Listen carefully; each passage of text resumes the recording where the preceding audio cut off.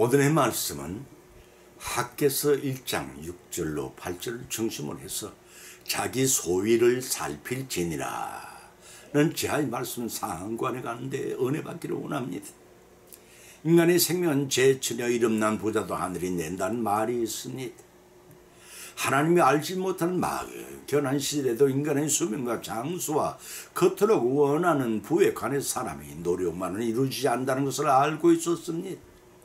동서양을 막론한 사람이 태어나고 죽는 일과 일평생을 복과 낙을 누리는 일을 비롯한 인생의 재반사를 주관하신 이가 있다는 것입니다.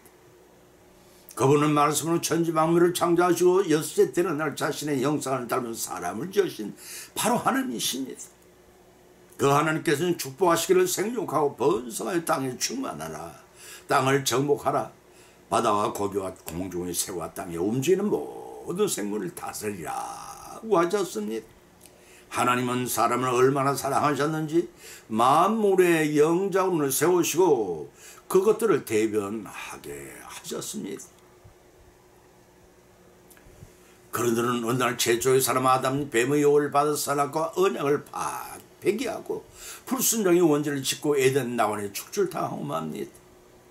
축출당한 이후 아담은 땀을 흘리는 노동을 행해야 결실된 식물을 먹을 수가 있고, 여자는 자식을 낳는 고통을 당하고 남자를 섬기는 위치로 추락하는 저주를 받고 말았습니다.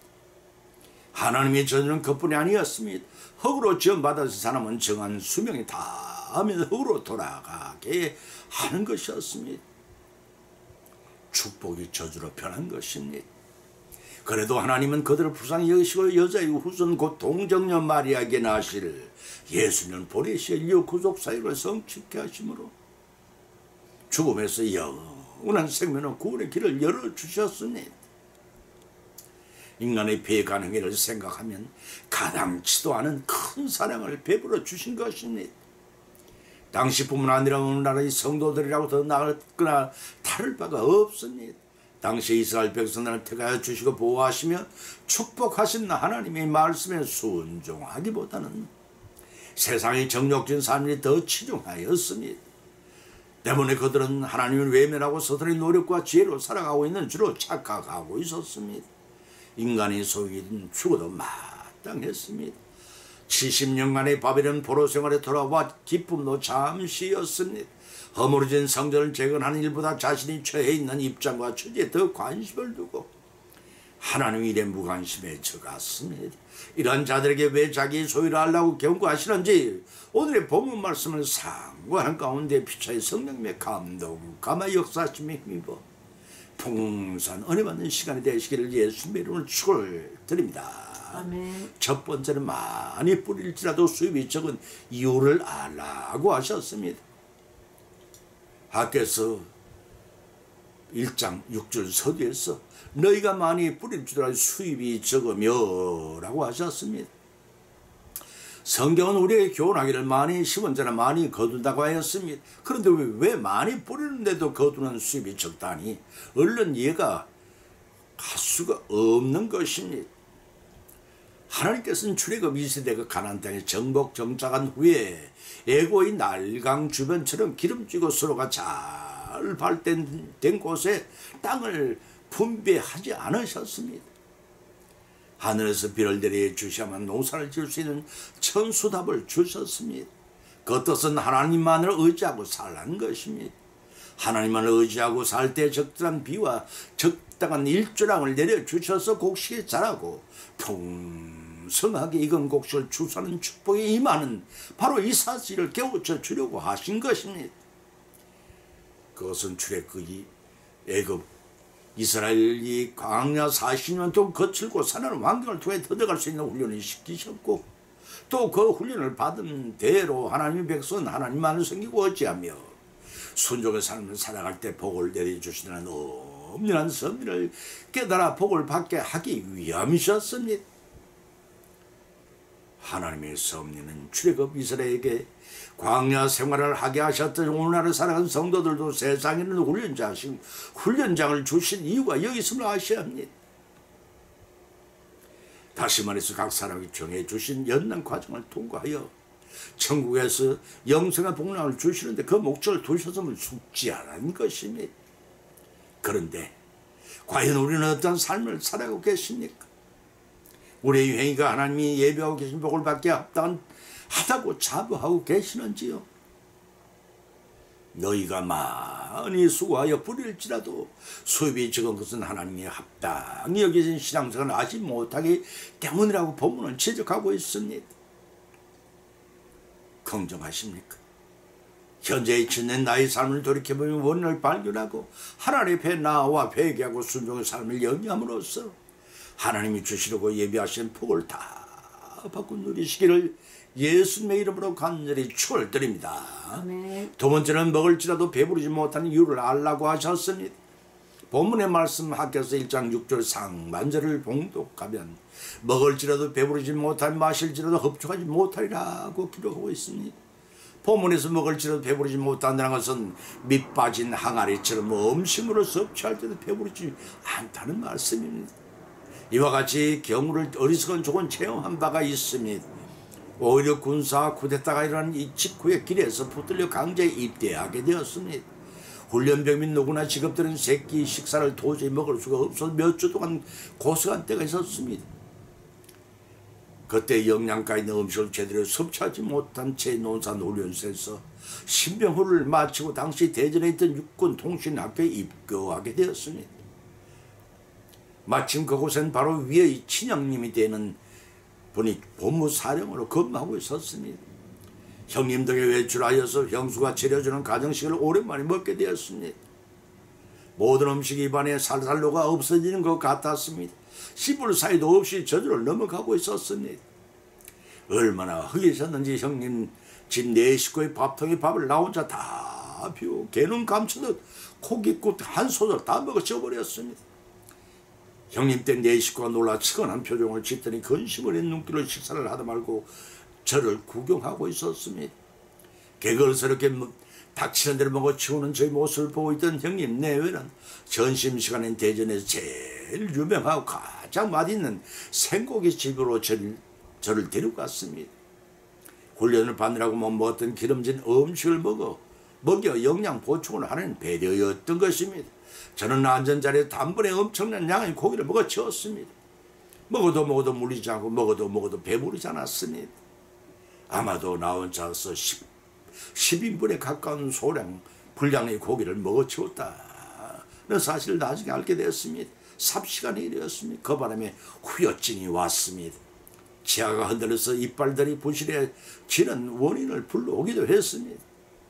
그날 나는 배는 터질 듯이 음식의 포만감이 사로잡습니다. 그럼에도 불구하고 나는 더 먹을 것이 없나 살펴보았습니다. 그때 돈이 모자라서가 아니라 더 이상 먹였다는 탈이 날 것을 걱정한 형님은 다음 기회에 또 먹으러 오자꾸나 양해를 구했습니다. 나는 그때 본문의 성경 말씀처럼 먹어도 배부르지 않는 체험을 실감한 바 있습니다. 때문에 본문의 먹을지라도 배부르지 못하며 라는 의미가 기름진 음식을 먹지 못해 음식물을 먹었으나 헛배만 부르는 허기진 상태임을 깨닫게 되었습니다. 이런 불행한 경우를 당하는 소위가 무엇이냐는 것입니다. 또 본문 6절 중반절에서 마실지라도 흡족하지 못하며 라는 말씀은 탈수증이 걸린 환자나 사우나 열탕에 들어가 땀을 무리하게 뺀다거나 당뇨 환자에게 나타나는 가수증 현상과 같다 하겠습니다. 이는 달리 표현하면 배는 터질 듯이 물을 마셨구만 속에서는 더 시원한 물을 더 요구하는 상태를 가리키는 말이기도 합니다. 그 원인이 무엇이든 자기의 소위 곧 행위가 하나님 앞에 어떤가를 돌이켜보시기 바랍니다. 세 번째는 입어도 따뜻하지 못함을 알라고 하셨습니다. 본문의 말씀 6절 하반절 중반에 초반 9절을 봉독하면 입어도 따뜻하지 못하며 라고 하였습니다. 몸이 추우면 따뜻한 음식물을 섭취하고 옷을 두텁게 입으면 곧 따스한 체온으로 돌아옵니다. 그러나 마음이 추우면 제 아무리 따스한 음식을 먹고 두터운 옷을 껴입었을지라도 따뜻하게 체온을 느끼지 못합니다. 그렇다면 마음이 춥다는 것은 무엇을 의미하는가입니다. 아마도 그것은 극교의 훈련 때는 마음이 편치 못한 상태를 의미한 것으로 여겨집니다. 다시 말해서 일마다 실패를 거듭하면 도무지 희망적인 앞날을 기억할 수가 없는 지경에 지쳐 있기 때문이라 할 것입니다. 절망 직전에 한 가닥의 소망이란 더워지는 옷을 입기 전에는 어떤 옷을 입더라도 따뜻한 체온으로 회복될 수는 없다 하겠습니다. 사랑하는 성도 여러분, 여러분은 동족 상잔의 6.25 전쟁을 아십니까? 평안에 살던 내 집과 정이 들었던 고향을 떠나 각자가 타간 땅, 피난처에서 하루 앞을 내다보지 못한 채 불안한 삶을 살았던 시절이 있었습니다. 그때 점심은 아예 건너뛰기가 일쑤였고 저녁을 해결하고 나면 아침 먹을 것을 걱정하는 나날의 불안한 삶 속에서 아무리 두툼한 옷을 껴입는다고 하더라도 마음이 추워서 따뜻한 체온을 유지할 수가 없었습니다. 전쟁이 난 극한 상황이 언제 끝날지 모르는 때에 더욱 그러했습니다. 이러한 상황은 오늘날과 같은 각박한 현실 속에도 그와 같이 입어도 따뜻하지 못하는 일들을 체감할 수가 있는 것입니다. 하나님이 인도하시가 보호하심을 잃고 살아가던 인간이 하나님을 떠나 스스로의 힘으로 살아가는 자들이 곧잘 체험한 절망의 벽에 마주치게 됩니다. 그때 비로소 자력으로 할 수 없는 영역이 있음을 깨닫게 되는 인간입니다. 그때는 먹어도 배부르거나 마실지도 흡족하지 못하고 입어도 따뜻하지 못한 이유는 하나님을 떠난 자들의 소위를 마땅하게 보신 하나님의 축복이 단절된 것임을 아셔야 합니다. 과연 나의 신앙 삶은 어떤지 이 시간 한 번쯤 자신을 돌이켜보시기 바랍니다. 나의 소유는 하나님의 축복을 받기에 합당한지 말입니다. 네 번째는 싹을 받아도 밑 빠진 독 같은 이유를 알라 하십니다. 본문의 말씀 학개서 6장 6절 하반절을 봉독하면 일꾼이 싹을 받아도 그것을 구멍 뚫린 전대에 넣음이 되느니라고 했습니다. 전대란 허리띠나 어깨띠에 돈을 넣어 보관한 지갑 같은 것입니다. 천으로 만들어진 것이죠. 만일 전대가 구멍에 뚫어져 있다면 돈뿐 아니라 아무리 귀중한 물건을 그 속에 넣어 두었더라도 아무런 소용이 없습니다. 왜냐하면 밑빠진 항아리처럼 새어나가기 때문에 아무리 열심히 다해 뽑아도 한 방에 물도 남기지 않고 다 쏟아 텅 빈 독만 남는 경우가 같기 때문입니다. 하나님께서 사람을 창조하실 때도 그 속에 하나님의 영을 담을 수 있도록 창조하셨기 때문에 사람은 그 속에서 하나님의 영을 받고 그 영으로 충만해지지 않으면 뭔가 허전하고 허탈해서 풍성한 물질을 갖고 아무리 환경이 좋아도 결코 행복해질 수가 없는 것입니다. 그런데 성령 충만했던 성도가 성령이 떠나고 허탈해지면 텅 빈 것 같은 느낌이 드는 것은 도대체 웬이란 말입니까? 주일날 우리가 예배를 드리면 심령 속에 기쁨을 얻습니다. 기도할 때에도 찬양을 드릴 때 마음속 깊은 고선 부분이 상쾌해져 갑니다. 그런데 왜 시간이 흐를수록 그 평안이 소멸해 가는가 이겠습니까? 며칠이 지나면 속에 허탈한 그 같은 영적 진공 상태를 느끼거나 이 또한 어찌된 일이라고 생각하십니까? 그것은 그 영적인 전대의 구멍이 뚫렸기 때문입니다. 그것은 그 영적인 전대의 구멍이 뚫려져 있기 때문인 것입니다. 때문에 어딘가에 뚫린 구멍으로 하나님께로 받은 은혜와 기쁨을 오랫동안 유지하지를 못하고 있는 것입니다. 이 경우에 많은 성도들이 영적 생명을 잃어버리게 하는 것은 무익한 말들입니다. 필요 없는 말, 지나친 농담이나 수다를 통해 대체로 그 영적 생명을 공고해지고 생기는 빠져나가게 됩니다. 언제가 사소한 문제로 언제가는 한때가 있었습니다. 사과를 하면 간단히 해결될 일이지만 자존심 상해 어렵지 않았습니다. 며칠 동안 기도를 하려고 노력해도 도무지 기도가 되지 않고 기쁨도 사라졌습니다. 다시 주님의 뜻을 보여주시기를 간절히 기도를 드리자 갑자기 마태복음 12장 36절의 말씀이 떠올랐습니다. 그것은 사람이 무슨 말을 하든지 심판날에는 반드시 심판을 받으라는 내용이었습니다. 당신은 소름이 끼치는 말씀이 아닐 수 없었습니다. 나는 얼른 상대방에 달려가서 사과를 드리고 강의를 해보겠습니다. 그랬더니 기도가 풀려지고 더 이상 막히지를 않았습니다. 은혜 받는 일도 중요합니다. 그러나 뚫어진 전대의 구멍을 메꾸는 역시 급합니다. 그 구멍을 메꾸야만 받은 은혜와 기쁨과 감동을 제대로 유지해 나갈 수 있고 믿음으로 성장할 수 있기 때문입니다. 당시 이스라엘 백성들이 가져간 소위 곧 행위 때문에 받은 저주를 되풀이하는 어리석은 자들이 되지 말고 예비하고 계신 하나님의 축복을 받고 누리시기를 예수님의 이름을 간절히 축원을 드립니다. 아멘. 결론을 맺습니다.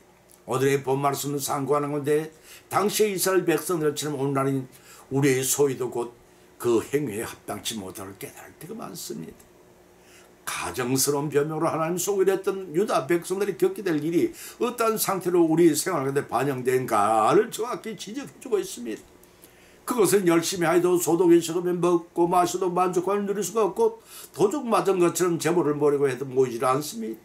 그것은 하나님이 절대 섬기하지 않고 자신들의 집만을 갖고 호의호식한 데 최선을 다해 노력을 경주했지만 폐허로 변해버리는 하나님의 성전을 건축하는 소홀한 결과였습니다. 오늘의 성도들에게 성전이 폐허가 되었다는 말이 어디에 해당이 되느냐고 할지 모르지만 그것은 바로 우리들의 마음의 성전을 가리킵니다. 하나님께서 자신의 이익을 더 챙기는 탐욕의 결과요 하늘의 것보다 땅의 것에 집착한 때문이라고 하겠습니다. 이러한 오늘의 본문 말씀은 상고하는 가운데 각자 믿음대로 은혜를 받아 또한 세 가지 교훈을 받은 줄 압니다. 그 첫째는 많이 뿌리일지라도 수입이 적으면하는 의미는 당시의 이스라엘 백성의 성전 재건을 중단하고 개개인의 안위만을 생각한 결과에 대한 언급입니다.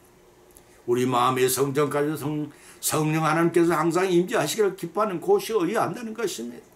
그런데 마음은 비둘기처럼 항상 콩밭에 가 있어서 땀을 흘리고 씨를 버려 빻아 가뭄과 병충해로 인해 제대로 결실을 수확하지도 많은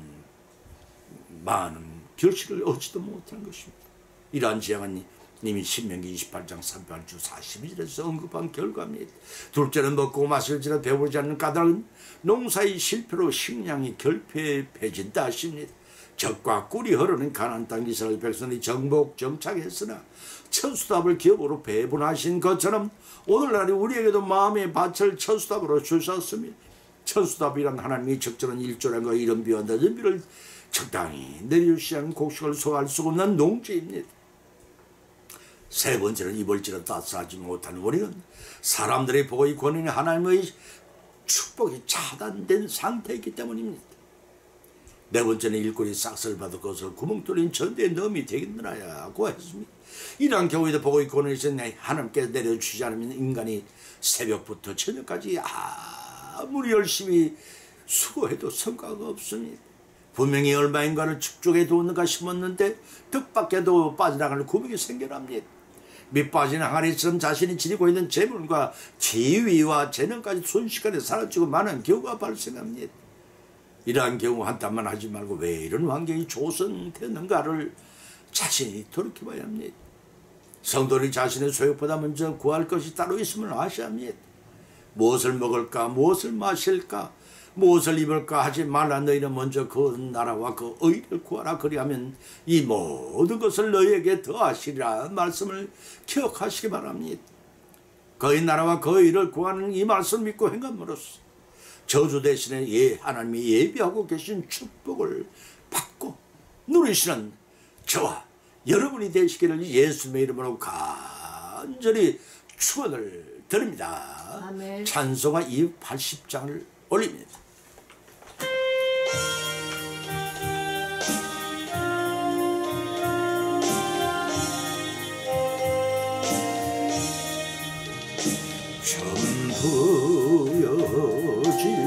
전부여지옵소서 손 들고 옵니다.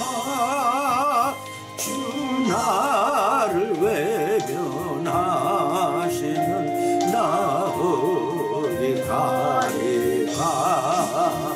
내 죄를 씻기 위하여 피 흘려 주시니 곧되게 하는 마음으로 주 앞에 옵니다. 전부터 계신 주께서 영축을 죄인을 보혈로 구해 주시니 그 사랑하는 내 죄를 것을 위하여 피 흘려주시니 곧 회개하는 마음으로 주님 앞에 옵니다.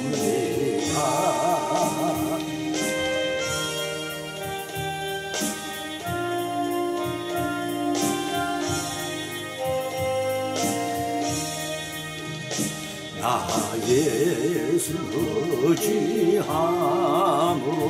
큰 권능 받아서 주님께 구한 모든 것 넣겠습니다. 내 죄를 씻기 위하여 피 흘려 주시니 곧 회개하는 마음